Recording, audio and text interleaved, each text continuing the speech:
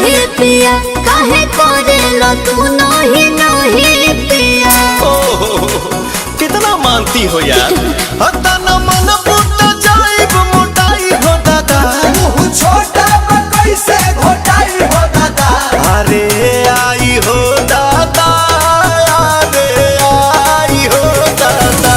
तमे हरी मिलल बिया हमारा के गाई हो दादा।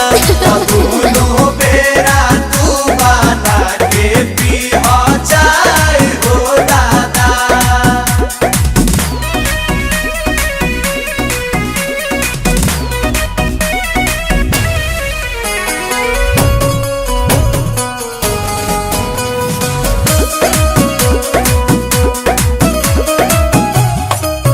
मिलत खीरे बाहो पनीरे बाहो, ऐसन वाइफ से लाइफ अमीरे बाहो। भगवान के लिखल त कदीरे बाहो। बोला बोला का कोई बोए सयाने आई नमकीन के मिठाइया। थोड़ा चटनी भी। तह चुमा लगेला मिठाई हो दादा।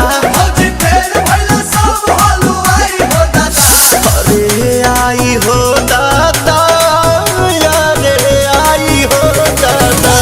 तमे हरी मिलल बिया हमारा के गाई हो दादा। दोनों बेरा तू बना के पीहा चाय हो दादा।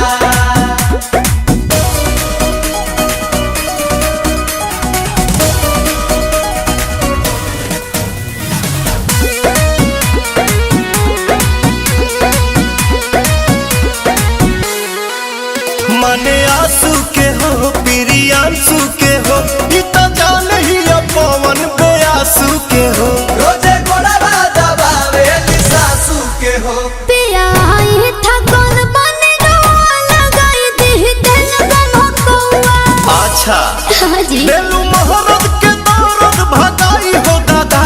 हर बोलिए लगेला दवाई हो दादा।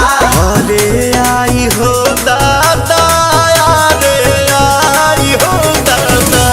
तमे हरी मिलल बिया हमारा के गाई हो दादा।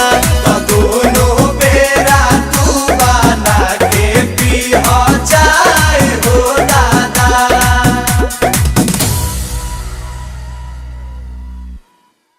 अरे आई हो दादा, अरे आई हो दादा। तमे हरी मिलल